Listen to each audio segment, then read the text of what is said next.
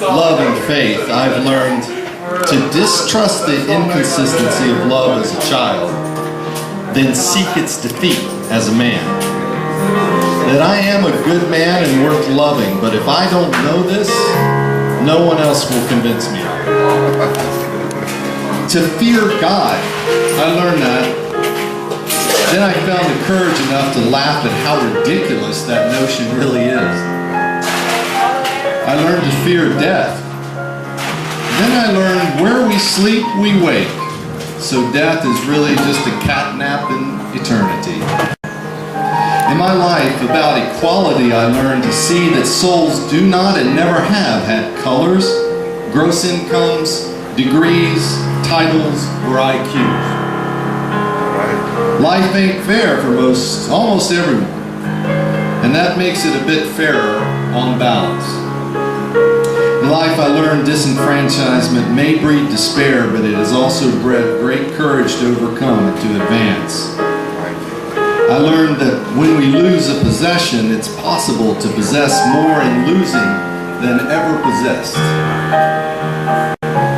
In my life about work, I learned to rely on my position and possessions to define who I was, then suffer a mannequin living in my suit. To work so hard it consumed my life, then to work less and let the universe fill the vacuum. I learned if you want a new job, do it in addition to the one you have until the company hires you for it. And that everything done in love is a treasure, and all done without it is a forgotten statue in the park. In my life about freedom, I learned never argue with anyone about questions that can't be answered. Thanks, Buddha. Ignore rules that are there for no reason other than someone forgot to erase them. Believe in goodness even if it makes you appear silly or naive. Consistently do what you believe to be right, even if you're misunderstood for it. In my life of love and forgiveness, I learned we cannot love without experiencing or causing pain. But this is the admission price of intimacy. That the deepest intimacy comes from creating a place safe enough to be completely honest. That saying sorry is easy, but pulling the roots out of conflicts is much harder and more profitable. That it takes enormous courage to openly love someone who harms you, but it is possible. In my life of judgment, I learned people judge me by my actions and words, while I know my motivations and intentions. If 1,000 men think me a villain, and I think myself not, I am not. If 1,000 men think me a god, and I think me not, I am not. I describe everything according to my experience and intellect, when I need to consider everyone else's before I describe anything to anyone. In my life on courage and originality, I learned the riptide doesn't kill you. It's the adrenaline caused by fear that drains your ability to swim. That being your authentic self is the hardest thing to do consistently, but also the only thing that matters. The value of a formal education is far better understood than the advantage of not having one.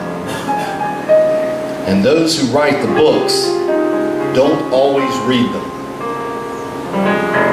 In my life of personal evolution, I learned our bodies are the genetic composition of our every ancestor. So what of our soul, of our spirit? Our ancestors belong to one root, so our souls belong to each other.